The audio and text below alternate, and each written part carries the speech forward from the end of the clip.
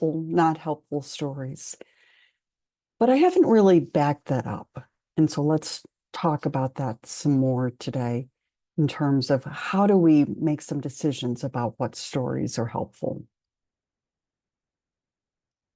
So we're going to pull this into the power threat meaning framework perspective.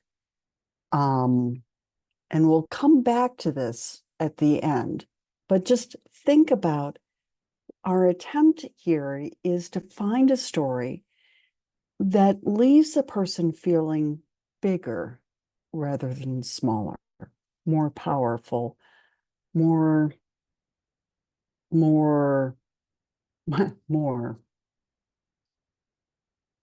So does the story we tell make a difference? This is from Pennebaker and his colleagues, and we're looking at people with a trauma history. And 15 weeks prior to the study, the controls were going to the doctor somewhat more frequently than people with a history of trauma.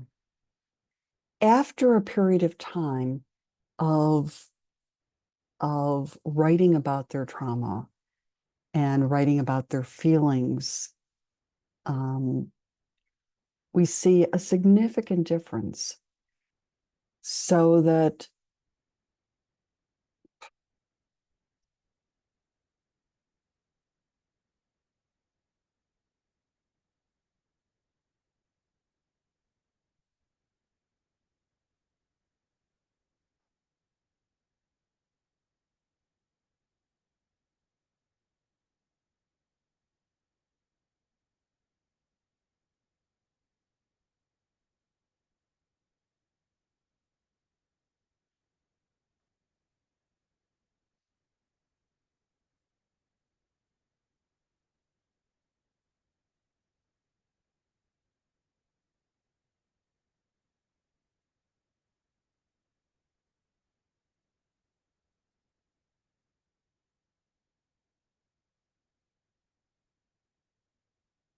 in the last videos, we've been talking about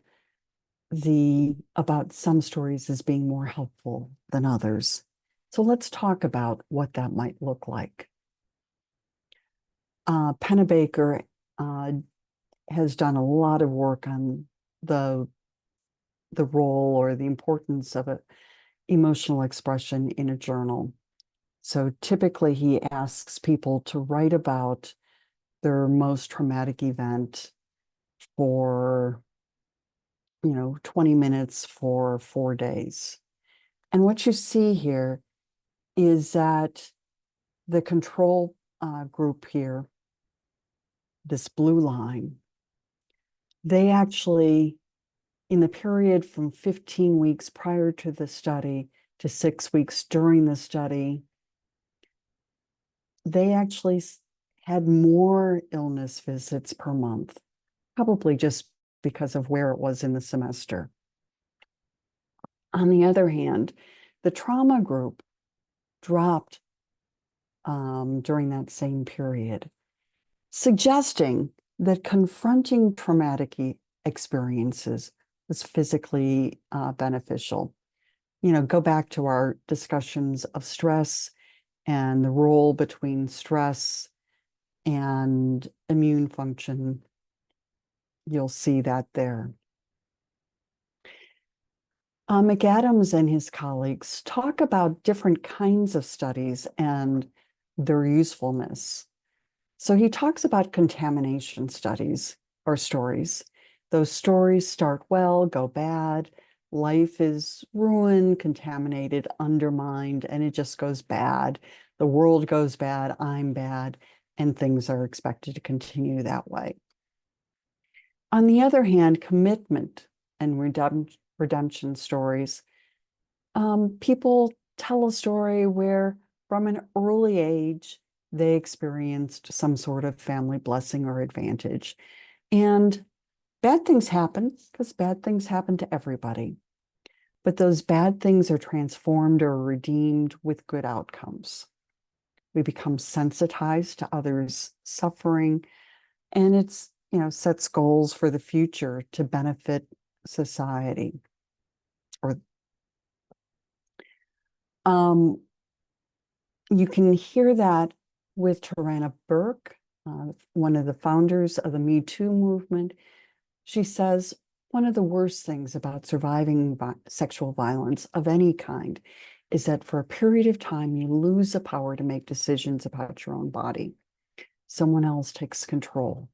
Whether they physically wrestle or coerce it away, they take it. It is an indescribably dehumanizing feeling. And for that reason, every decision I made afterward was that much more important, that much more precious.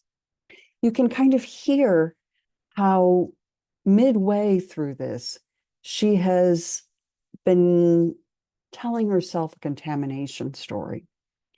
And by the end, she's reframed it as a redemption story.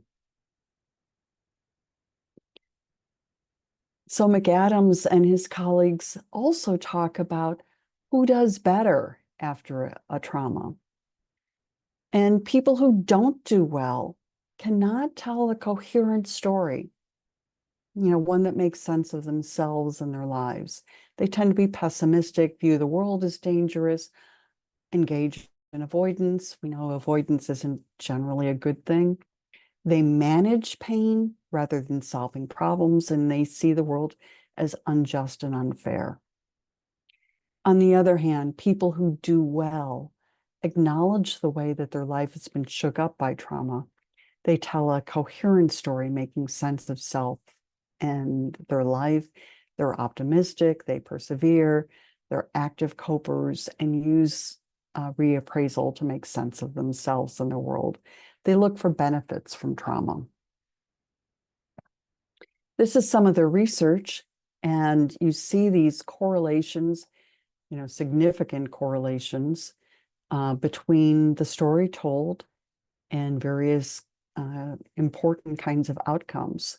So people who tell contamination stories experience less life satisfaction, less or poorer self-esteem, poorer sense of coherence of their world, and are more depressed. On the other hand, people who tell commitment stories tend to experience more life satisfaction.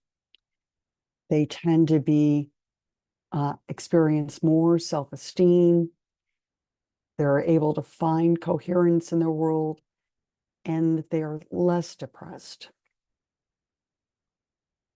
Here's another way we can see this. This is in Fisher et al.'s research.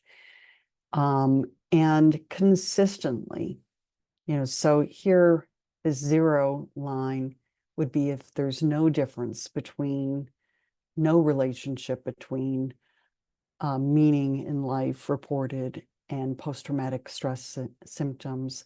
And in general, almost across the board, we're seeing less, with greater meaning in life, we're seeing fewer symptoms. Exactly what we'd want to see. So let's tie this back to Johnston and Boyle's power threat meaning framework. Remember, we want a story that pulls everything together.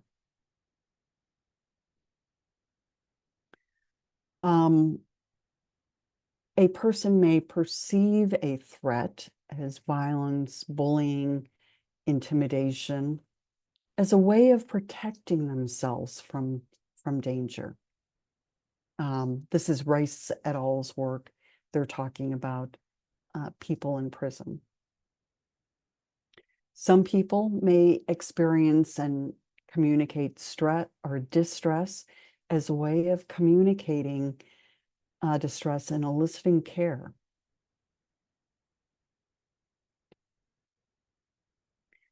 They may experience a variety of different kinds of power in their lives. Legal power where perhaps they're segregated, feeling trapped and not feeling like their basic rights are being respected. Power by force, where where people are intimidating, forcing them to engage in a variety of behaviors.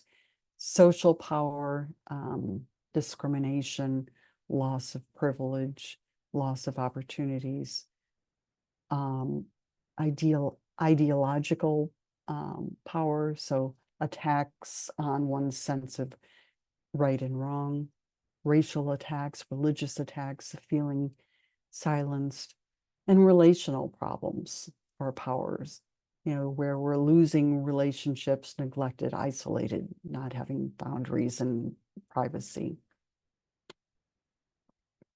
What they, in this chart, you see how these things are pulled together. What happened to me? I experienced a sense or a restriction of freedom, not being around my loved ones, feeling abandoned. And at the time, the sense I made of it was that I was afraid, fearful, being treated unfairly, ashamed in a battlefield. And in order to survive, I had to deny my experience, make my own rules, be on guard, vigilant, and paranoid, fight, protest. But I had strengths: God, my family, myself, um, by going to the gym, by valuing people. And these things can help people see themselves as behaving in a meaningful, reasonable way. Tarana Burke said, notices some of the ways that her story was harmful to her. She says, if unkindness is indeed a serial killer, then my revelation is that I was my own murderer. I had taught myself to bend to my own unkindness first, so that I would be unable to withstand the unkindness of others. I will not bend anymore. So part of what we're doing is moving from a negative to a positive identity. Negative being I'm broken, fragile, weak, have to hide to stay safe. Positive, recognizing our strengths, acknowledging them and our coping mechanisms, recognizing that even our weaknesses can be strengths, seeing how we can heal with even greater beauty. And this pot is an example of kintsugi. And we can become a trauma warrior. And with that, I'm going to see you in the next video. Take care. Bye-bye.